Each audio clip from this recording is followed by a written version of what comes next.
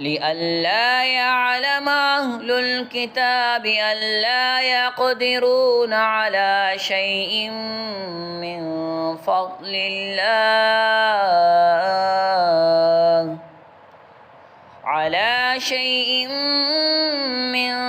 فضل الله وأن الفضل بيد الله يؤتيه من يشاء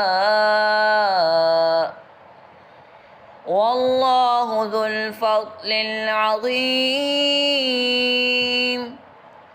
لئلا يعلم أهل الكتاب ألا يقدرون على شيء من فضل الله وأن الفضل بيد الله يؤتيه من يشاء والله ذو الفضل